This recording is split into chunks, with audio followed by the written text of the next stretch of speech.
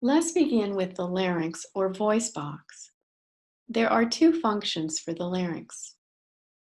The first function is to route air into the trachea and food into the esophagus. The cartilage called epiglottis carries out this function. Let's review. Recall that the pharynx runs posterior to the nasal cavity and the oral cavity. This section of the pharynx is the nasal pharynx. This is the oral pharynx and the laryngopharynx. In this illustration or photograph of the model, this blue line represents the epiglottis. The entrance into the larynx is called the inlet, the laryngeal inlet.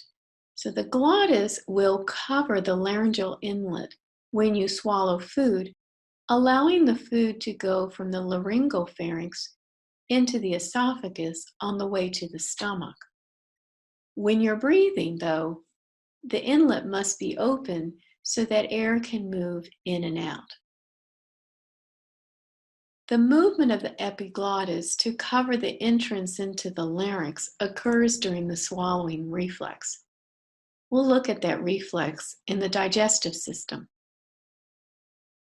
The second function is speech production, and this involves the vocal folds. There are 9 cartilages that make up the larynx. 3 are paired and 3 are unpaired. Of the 9 cartilages, 8 consist of hyaline cartilage and 1 consists of elastic cartilage. The one consisting of elastic cartilage is the epiglottis. The largest of the 9 cartilages that make up the larynx is the thyroid cartilage. This is it here. There will be a prominent region that sticks out right here called the laryngeal prominence. It's also known as the Adam's apple and enlarges in response to testosterone during puberty.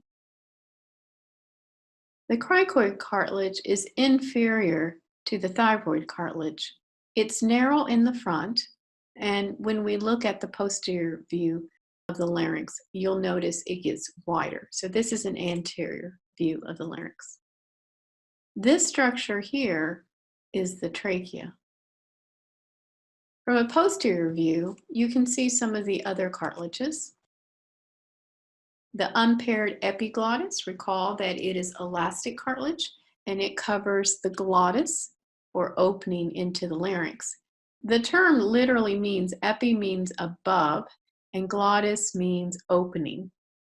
The glottis consists of the laryngeal inlet, that's the opening, as well as the true vocal folds. One of its jobs, recall, is to route food into the esophagus and air into the trachea.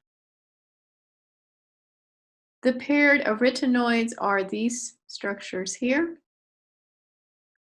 We're going to see that they're one of the primary cartilages involved in voice production.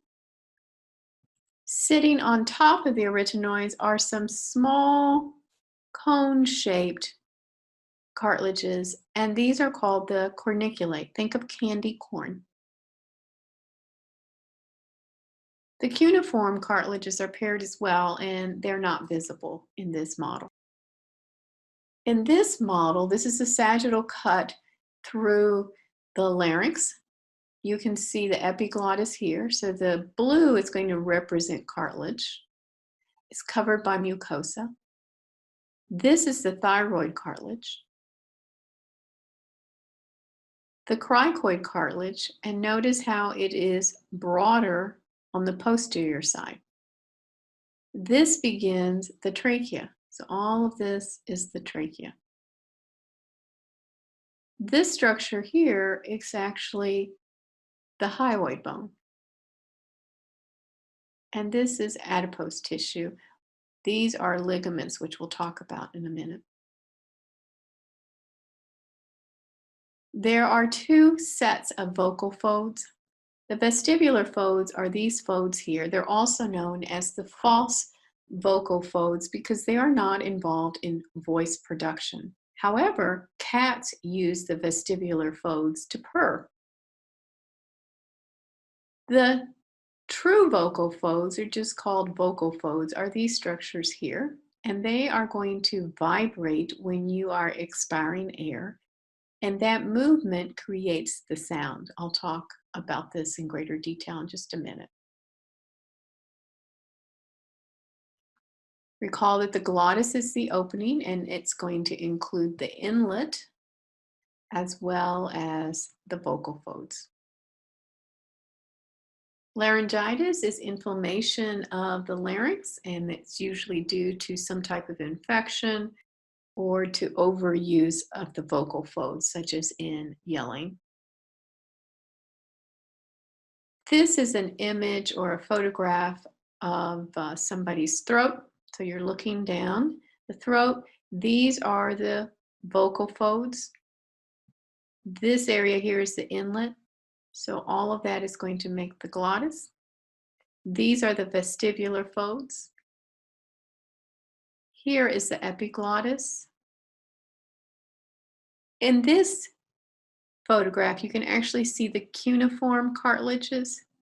They are covered in mucosa. Looking down here, you're going into the trachea. You can actually see what we call cartilaginous rings here. The hyoid bone is attached to the superior portion of the larynx. Recall that the hyoid bone is unique in that it is the only bone in your body that does not directly articulate with another bone. It is anchored to the styloid process of the temporal bone by way of a stylohyoid ligament. It also functions as a movable base for the tongue and anchors some neck muscles that lower and raise the larynx when you're speaking and swallowing. You've learned about the thyroid gland. This is one of the lobes. The other lobe has been removed so that you can see the right side of the larynx. This is an anterior view. And this here is part of the isthmus. The thyrohyoid ligament. Break this down. This is going to be between the thyroid cartilage and the hyoid bone. It's going to be in this area here, and it is within the thyrohyoid membrane, so it's embedded in that membrane. The laryngeal prominence is this area here that we mentioned before that is going to protrude outward. The cricothyroid ligament is going to be between the thyroid cartilage and the cricoid cartilage, so it's this right in here. The cricotracheal ligament is going to be between the cricoid cartilage and the first tracheal cartilage of the trachea. So it's this ligament right here. Now, once you get below that, these ligaments here are called something else. They're part of the trachea, and they're annular ligaments.